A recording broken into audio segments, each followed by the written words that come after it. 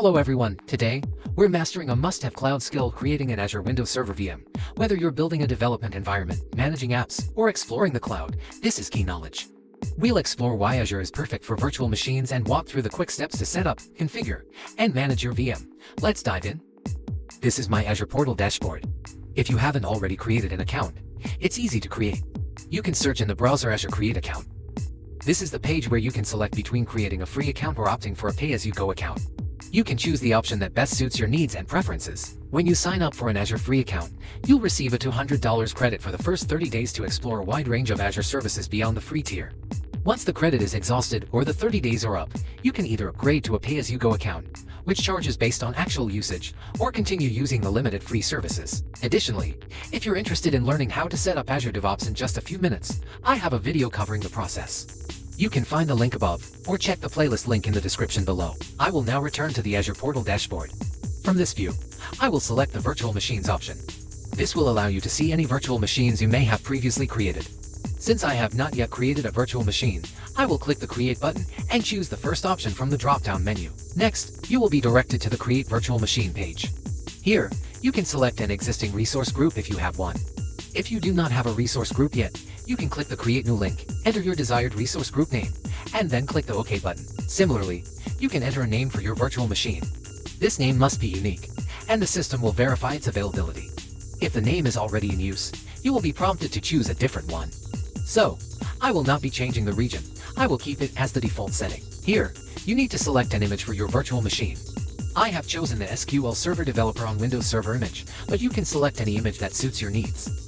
I will click the See All Images link to display all the available images for you. In the search bar, you can enter the name of the image you wish to find. For my purposes, I will search for Windows Server by typing it into the search bar and initiating the search. Now, you can view all the available options. I'm interested in the first option, so I will click on it to see more details. The description indicates that this image is suitable for development environments but not recommended for production use. However, for my purposes, I will proceed with the first option. Next, you need to select the size for your virtual machine. I will be keeping the default size as it provides 8 GB of memory, which meets my requirements. If you wish to choose a different size, you can click the See All Sizes link. This page offers detailed descriptions of all available VM sizes, including pricing information, allowing you to select the most suitable option based on your needs and budget. Next, you will need to enter the administrator account username and password. These credentials will be required for logging into the VM remotely, so be sure to record them securely for future reference. Here, for the inbound ports, I will also select HTTP and HTTPS. This configuration allows access to the IS server from external sources. However, please note that these settings can be adjusted after the VM has been created, so if you choose not to select them now, there is no issue, you can modify them later. Then, I'll click Next. I will leave the network settings unchanged as they are suitable for my needs. Therefore, I will proceed to the next step. I'll keep the management settings as they are and move on to the next tab. I do not require diagnostics for this setup, so I will be disabling this feature. In the SQL Server settings, I will enable SQL authentication, as it is necessary for accessing the server. The credentials you entered earlier for the VM will be applied here as well. You can either change them or keep them as they are. These credentials will be required when you log into the SQL Server later on in the VM. Finally, review the details and click the Create button to initiate the deployment. This process may take some time, so I will skip ahead to the point where it is complete. Now that the deployment is complete, I will navigate to the Virtual Machines directory. Here, you will see the newly created VM.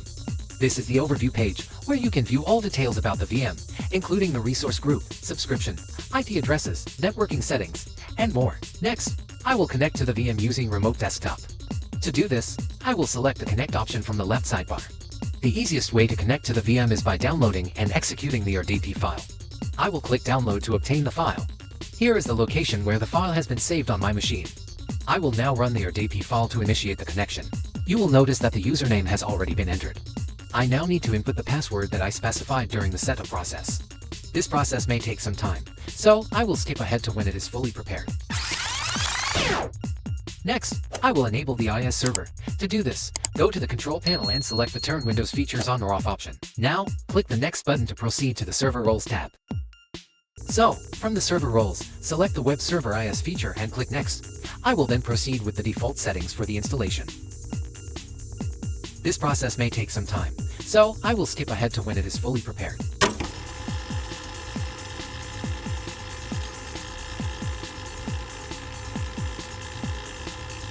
Now, you can search for IIS in the Start menu and open it from there. If you're not familiar with IIS, it stands for Internet Information Services. It's a key part of Microsoft's web server technology, offering flexibility, strong security, and solid performance. IIS is essential for hosting and managing web applications efficiently. So, when you're ready to deploy your web application, you'll create a website within the Sites folder in IIS to host it. The SQL Server, along with the SQL Server Management Studio, is already installed.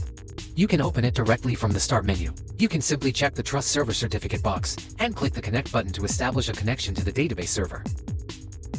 It's a bit slow since we're connecting to the database server remotely. You can now create a new database to verify whether you have the necessary permissions to do so in SQL Server. You can see, the YouTube database has been successfully created. That wraps up our tutorial on setting up a Windows Server VM in Azure and configuring SQL Server.